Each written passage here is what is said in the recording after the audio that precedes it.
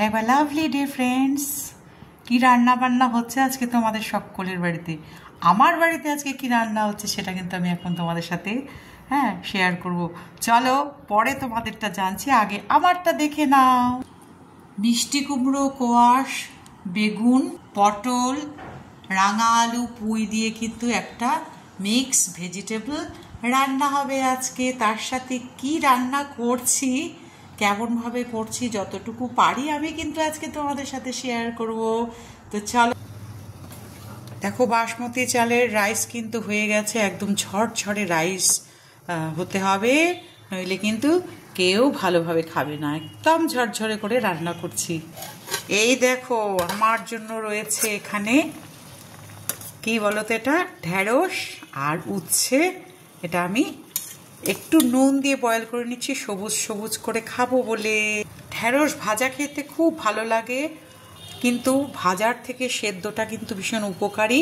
আর উপকারিতার কথা মাথায় রেখে কিন্তু ফ্রেন্ডস আমি এই দেখো সেদ্ধটা খাই। এই যে দেখছো উচ্ছেগুলো, উচ্ছের বীজটা আমি পরে ফেলে দেব। আর উচ্ছে সেদ্ধ খাওয়ার উপকারিতা এই গরমে সবাই যেন তেতো খেতে হয়, পেট ঠান্ডা থাকে, শরীর ঠান্ডা থাকে, তবে অতিরিক্ত তেতো খাওয়াও কিন্তু ভালো নয়। তো বীজগুলো আমি ছাড়িয়ে নেব, দেখো বীজ বীজ হয়ে গেছে, এগুলোকে পরে আমি সব ছেঁকে ফেলে দেবো।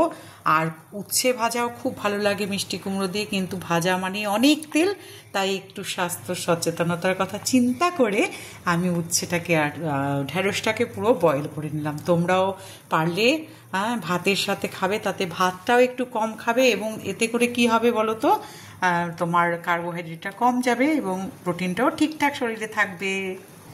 এই যে দেখো চানার ডাল, এই চানার ডালটাকে আমি প্রেসারে, মোটামুটি ডালের পরিমাণ এখানে কতটা রয়েছে বলো তো, 250 গ্রামের মতন ডাল আছে, সেটা আমি প্রেসারে বয়েল করে রেখেছি একটু নুন আর লঙ্কা দিয়ে। দেখো আমার গাছের লাল লঙ্কা। ডালের সাথে তোমরা কারা ভালোবাসো জানি না, আমি এই এঁচোড় শুধু পিঠটা এখানে দেখো কাটা, আমি একটু নুন দিয়ে বয়েল করে রেখেছি। এই যে ছোলার ডালটা দেখতে পাচ্ছ, এটা দিয়ে এই ডালটা কিন্তু আমি রান্না করব। প্রথম ছোলার ডাল দিয়ে যদি কেউ এঁচোড় না খেয়ে থাকো, অবশ্যই দেখো, খুব ভালো হয় খেতে। চলো এইভাবে সাথে থাকো, দেখো আজকের রান্নার পরিপাটি।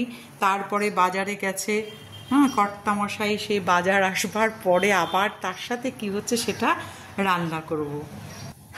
দেখো ফ্রেন্ডস, আমি এই ছোলার দিয়ে এই যে এঁচোড়টা রান্না করব, এর জন্য কিন্তু কিছু মশলাপাতিও চাই, যেহেতু এঁচোড়, তো তার সাথে মশলাপাতিটা একটু সেট হয়। দেখো রয়েছে এলাচ, দারচিনি, সাদা জিরে, তেজপাতা, শুকনো লঙ্কা, আদা রয়েছে, আমি গ্রেট করে রেখেছি, হলুদ গুঁড়ো, জিরের গুঁড়ো, কাঁচা লঙ্কা দিয়ে কিন্তু এখন রান্নাটা আমি বসিয়ে দেব। সঙ্গে থাকো, পুরো ভিডিওটা দেখো, খুব ভালো একটা টেস্টি রান্না হয়। তো আমি এখন কড়াতে, আমি সর্ষের তেলে রান্না করি, তো সর্ষের তেলটা কিন্তু দিয়ে দিলাম, খুব বেশি দেব না, আবার একদম কম দিলেও এঁচোড় কিন্তু খেতে ভালো হয় না। আমি ফ্রেন্ডস সবসময় একটা রান্নায় যদি একটু কম তেল মশলা দিই, তো আরেকটা রান্না একটু সুস্বাদু করে করি, কারণ বাড়ির যারা অন্যরা খাবে তাদের মুখের স্বাদটাও তো একটু দেখতে হয়। তো এই দেখো আজকে কিন্তু আমি একদম রেডি হয়ে গেছে এখন এই রান্নাটা করার জন্য। তেজপাতাটা আমি দিয়ে দিলাম তেলের মধ্যে, দিয়ে দিচ্ছি এলাচ এবং দারচিনির টুকরো। দেখো তেলটা কিন্তু পুরো তাতিনি, আমি তার মধ্যে দিয়ে দিলাম শুকনো লঙ্কা। তো এটা একটু ফোড়নগুলো সব একটু তেলের মধ্যে দেখো আস্তে আস্তে করে একটু ফ্রাই করে নিলাম। ফুটে উঠেছে ফোড়ন, তো এর মধ্যে মেইন যে জিরে সম্বার সেটাই দেওয়া বাকি ছিল, দিয়ে দিলাম। ভাজা ভাজাও হয়ে গেল, এখন আমি এর মধ্যে কি দিচ্ছি দেখতে থাকো। দিয়ে দিলাম, কি দিলাম বলো, হলুদ গুঁড়ো দিয়ে দিলাম। এবার দিয়ে দেব এই যে ডালটা, এই ডালটা একটু পরে যদি দিই তাহলে ভালো হয়, কারণ এঁচোড়টাকে একটু কষি, তার জন্য দিয়ে দিলাম আমি আদা ফোড়ন। দেখো রান্না করতে গেলে একটু তো শব্দ হবেই, আর ডাইরেক্ট এটা আমি করছি, তো সম্বার দেওয়ার পরে দেখো আমি ডালটা আগে দিলাম না, যেহেতু বয়েল করা রয়েছে, আমি এই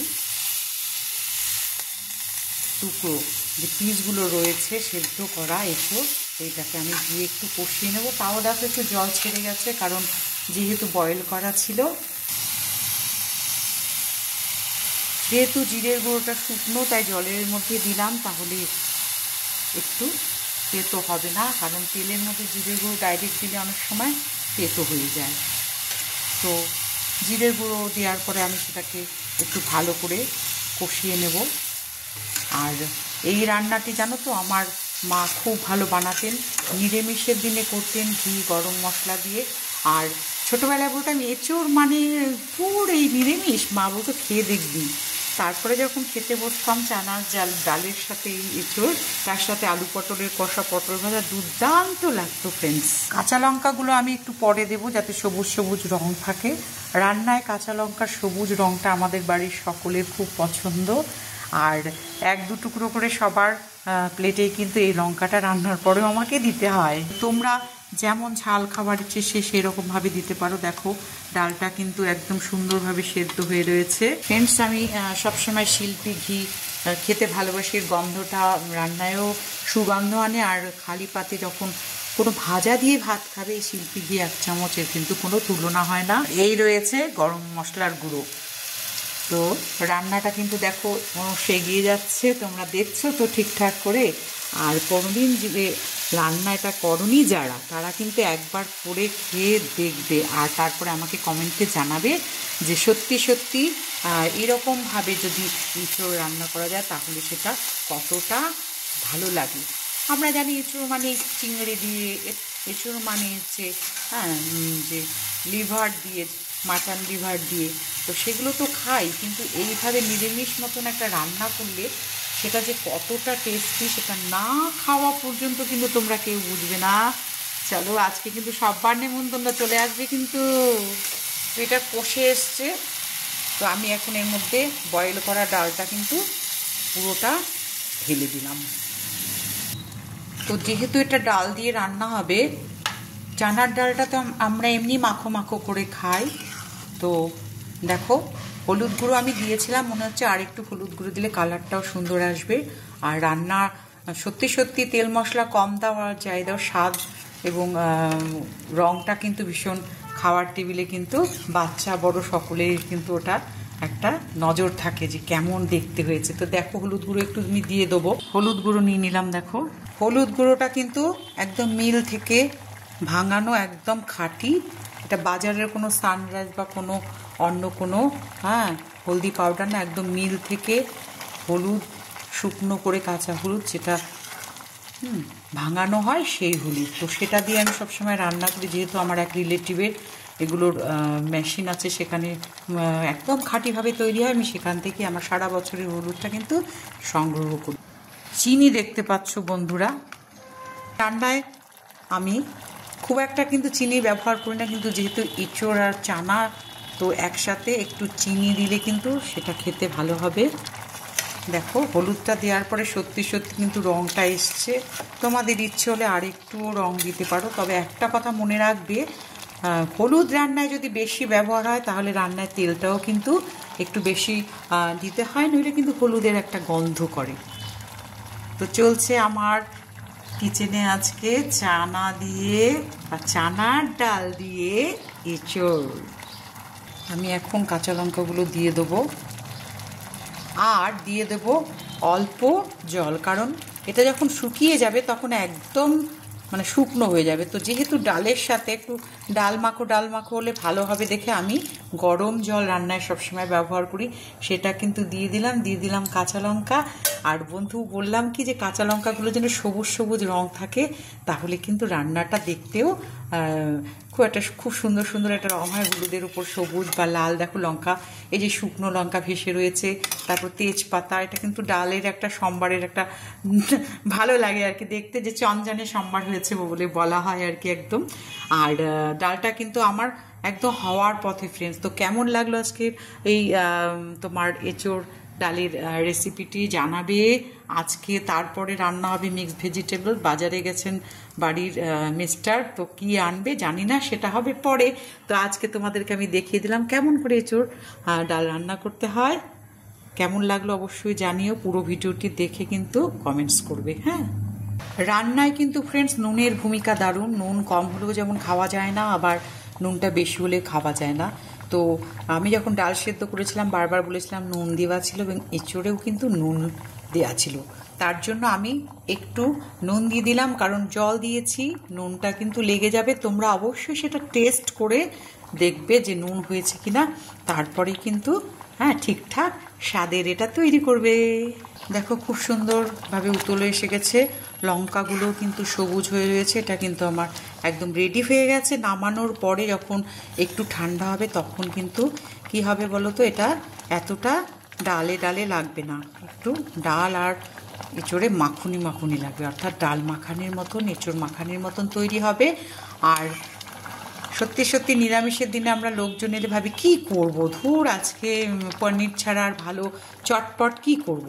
তো বন্ধুরা, এখন গরমের সময় এঁচোড় কিন্তু বাড়িতে আনাই থাকে কম বেশি সবার। তো এই রেসিপিটা যদি একবার করে দিতে পারো, এর সাথে যে কোনো ভাজা ভুজি পাকোড়া করে দিতে পারো, তোমার গেস্টরাও খুব ভালো খাবে। তো সত্যি সত্যি কিন্তু এটা রেডি হয়ে যাচ্ছে দেখো একদম। তো নামানোর আগে আমি দিয়ে দিচ্ছি গরম মশলার গুঁড়ো। এটা কিন্তু সানরাইজেরই গরম মশলা গুঁড়ো, আমি আজকে আর পেস্ট করে নিলাম না। আমি রান্নায় কিন্তু এই পেস্ট করেই কিন্তু মানে জিরে বা এটা কিন্তু রান্না করি, এলাচির গুঁড়োটা বিশেষ করে, তাহলে খুব সুগন্ধ হয়, ভালো হয় খেতে। দিয়ে দিচ্ছি ঘি। আমি রান্নায় তো মাপ করে রান্না করতে পারি না, যে এটাতে 1 চামচ ওটাতে 3 চামচ, আমি আমার আন্দাজ মতন করে দিই, সবাই বলে পারফেক্ট হয়েছে। তো সত্যি সত্যি দেখো একদম কিন্তু রান্নাটা আমার তৈরি হয়ে গেল।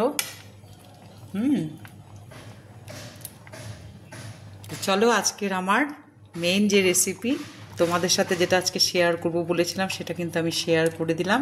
তৈরি হয়ে গেল আমার কি এঁচোড় চানার ডাল মাখানি।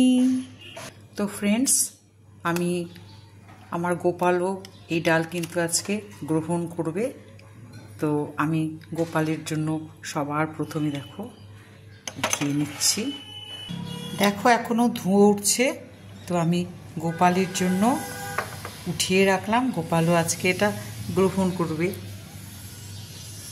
তো বন্ধুরা, এই ছিল এঁচোড় ডাল মাখানি। চলো ভিডিওটি এখানে শেষ করছি।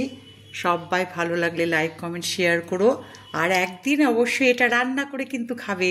তো টাটা, দেখা হবে পরবর্তী ভিডিওতে।